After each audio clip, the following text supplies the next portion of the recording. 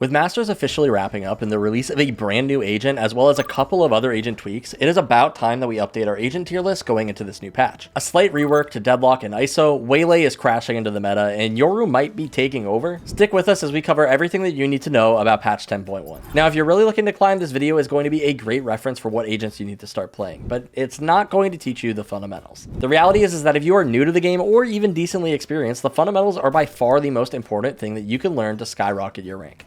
Now, this includes things like crosshair placement, peeking, proper spacing with teammates, and even how utility can make aiming easier for you. Valorant is an FPS game, and if you're struggling with the S part of that, then you're probably not climbing. That's why we've gone ahead and put together an hour-long Aim God masterclass so that you can brush up on your fundamentals and get climbing in no time. We will teach you everything that you need to know about developing master level mechanics in Valorant, guaranteed, or your money back. That is right, we are so confident that we can help you rank up 500 RR, we will literally refund you if you don't. This course is something that I spent a long time creating to build out literally the best guide available to help players like you improve. So if you want to check it out, be sure to use that link below for a discount. And other than that, let's get into the video.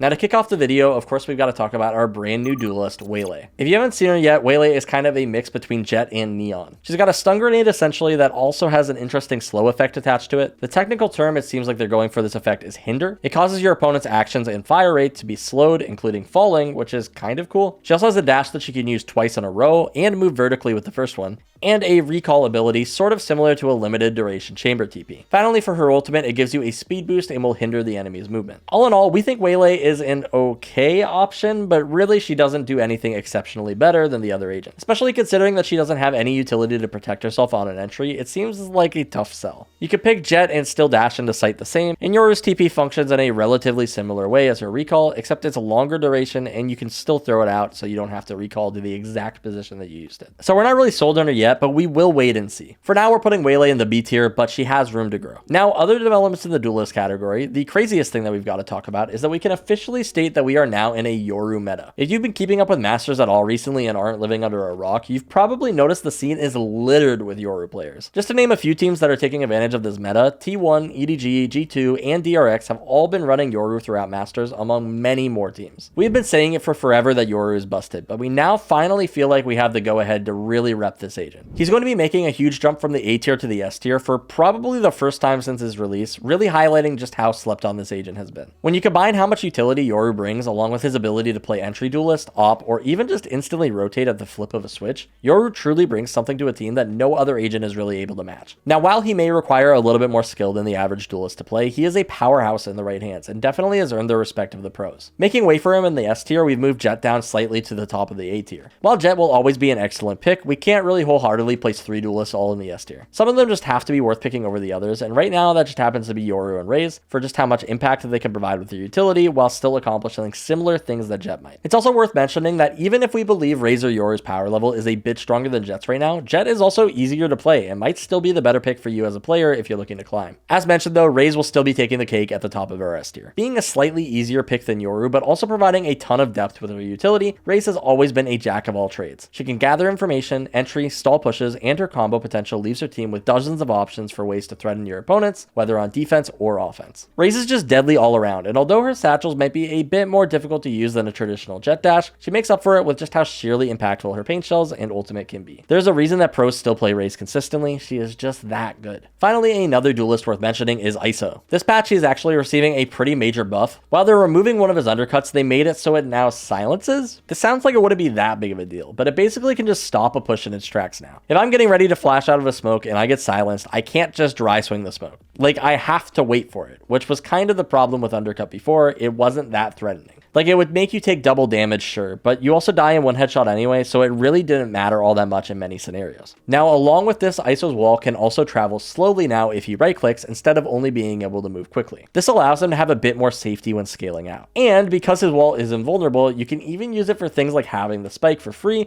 or maybe even full diffusing. We'll really have to wait and see how busted this change is, but it seems like it is a great one. For that reason, ISO is jumping up to the middle of the A tier for now, but we can definitely see him going higher in rank. Next up, naturally, we've got to talk about our initiators. Since Tejo's release, we had a bit of a mix-up moving him from S down to A, and now he'll be making his way back up to S. The problem was never really Tejo's power level alone. It's not like he's been touched since his release. But in ranked, it can be kind of difficult to combo your utility with teammates. Now, running a double duelist comp doesn't leave you with much power as Tejo to handle an entire execute alone. You really do want to have the value that a second initiator can provide. That being said, man, this agent was really ran a lot during Masters. While the initiator role was fairly balanced, Tejo was pretty much a constant theme among teams. Being able to flush out multiple areas of the map and basically deny any attempt to take map control all on his own is just insanely powerful. And although he might combo better with a second initiator, even alone, he is still a demon. Hands down the best initiator in the game right now, and absolutely somebody that you should be looking to pick up. Now, there is a slight change to Tejo this patch, affecting his ability to destroy Killjoy's ultimate with his missile. Now, while this is a nerf to Tejo, it is more so just a buff to Killjoy, since she's basically been eliminated from the meta since Tejo's addition. Some other contenders still exist though. Initiator is actually hands down the healthiest role in the game, and every single one of them has seen play during Masters. Now, other agents that stood out though were both Breach and Fade. Breach is just the perfect combo to Tejo, and people do get kind of annoyed of hearing us say this, but when you layer these agents together, it is freaking deadly. Alone right now, Breach is fine, but when you put him with a Tejo, pretty much regardless of what you run, it is just instantly going to make that a dangerous comp. Their ability to trap, default, execute, retake, whatever, it is just so explosive and fearsome, and you really cannot go wrong. Now, the other option, of course, is Fade. Fade is somebody who crept up in the meta over time, not really receiving any buffs, but just consistently providing solid value. Her prowlers are awesome for clearing some of the more ratty angles on the maps, and having two of them allows her to take a lot of map control safely. On top of this, her C's provides combo potential with both Tejo and Raze, among obviously many other agents, but we've already highlighted their value to the team.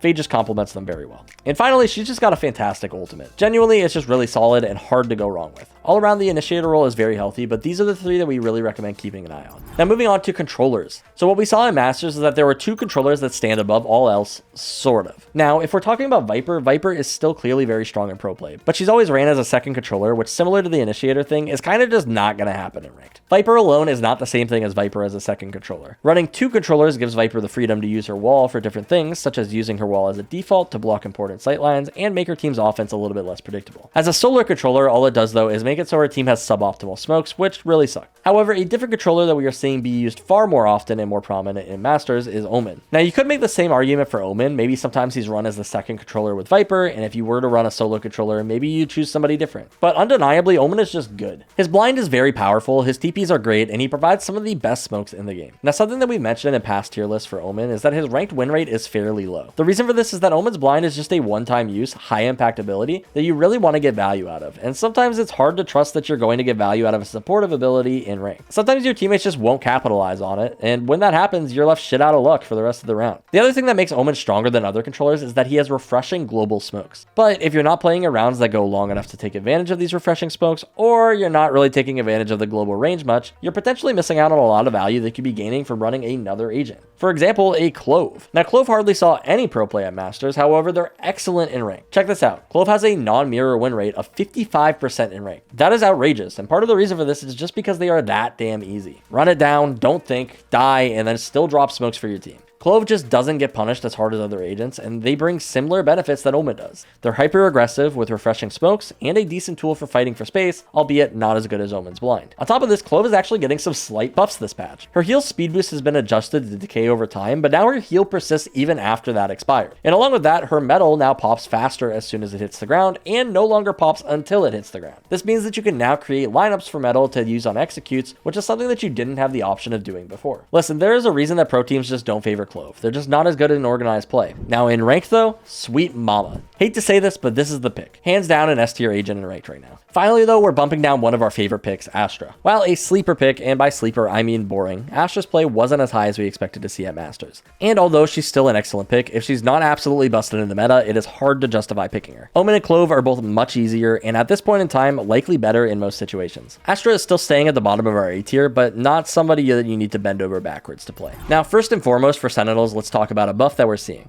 Deadlock's Grabnet is now going to be switching to her signature ability, and it's actually going to refresh after 40 seconds. This is a great change to increase Deadlock's stopping power as a Sentinel. Her wall, although excellent, doesn't really stop a full push the same way that Vyse's Thorns or Sage's Slow would. So being able to use Grabnet a bit more defensively, knowing that you'll get it back later, is a nice touch. Along with this, Barrier Mesh is also moving over to her utility kit and can now be purchased for 400 credits at the start of the round, similar to how you might purchase a Sage wall. We already felt like Deadlock was in a pretty good place, but we're now seeing this as an awesome buff, and we believe it puts her comfortably in the A tier, especially when you consider how well she can combo with other meta agents such as Tejo and Raze. Now for other Sentinels, it is a bit weird this time around if you take a look at Masters. There are only really two Sentinels who saw a significant amount of play. Starting out first with, surprisingly, Vyse. We have been saying it for weeks, Vyse is really freaking strong, and we believe that she's even stronger in rank due to the nature of the game. We're beating a dead horse at this point, but rank just consists a lot of slamming sights, and Vyse just shuts down these pushes completely. But let's dive deeper into what makes Vyse so special. For starters, her wall can be really obnoxious to bait out. You can't really bait it out without walking up yourself and jump peeking it, which can be really risky. The only exception to this, of course, is Yoru's decoy, which is definitely at least a small factor for why he has entered the meta a bit more recently. But the other thing too is that Vyse's thorns just last so damn long and cover so much space. While a novice Vyse player might stack both of these in one place, you can definitely afford to spread them out a bit more, and with your wall, 2 thorns, and a flash, you can basically have some sort of trap on every single location of the map. When playing Vyse, I like to have a few lineups on hand to easily toss the thorns to whichever site I'm not playing, and then go quickly towards my site to set up, giving myself essentially global presence and stopping power. Another great thing with Vyse is that just her ultimate can completely sway around. Whether it's a retake, a post plant, or an execute, losing your gun sucks. Easily one of the most highly impactful Sentinel ultimates in the game. There's a reason that Vyse is getting picked so much right now. She's just that strong. Now, your other Sentinel up to bat, though, is going to be your age-old Cypher. If you want info, this is your guy. Part of the reason that we're seeing a lot more Cypher than Killjoy right now could be due to the things like the Tejo meta. Hopefully, these Tejo changes so his missiles can't break her ultimate or what she needs to climb back into the meta, but keep in mind that it's still possible for him to destroy her other utility, though, so it's not really fairly difficult to play around her. Basically, whenever Killjoy is bad, Cypher is going to gobble up almost all of that play, so it makes sense that we're seeing him a bit more. Aside from that, there were a few other picks during Masters. Chamber was played slightly, but really many teams just opted to not run a Sentinel and instead go for that double controller comp that we talked about earlier with Viper in its place. And keep in mind that for ranked, this doesn't mean that the role is gutted. We still vouch for Vyse and Sage, but in pro play, that's just what we're seeing. Anyway, hopefully you learned something from this video, or at least enjoyed the watch. And if you're looking to rank up this act, then let me tell you how we can help you out today and get you back on track and ranking up right now. As mentioned with our Aim Guard Masterclass, it is designed to teach you everything that you need to know about how to get expert level mechanics in a few short weeks. It goes over all of the aiming fundamentals that you need to master to frag out in your matches and carry games. Now, we know aiming can feel so hard sometimes, but we'll help make it stupid simple and get you ranking up in no time or your money back. Don't forget that site subscribers also get direct access to our coaches in Discord so that you can get personalized feedback just for you.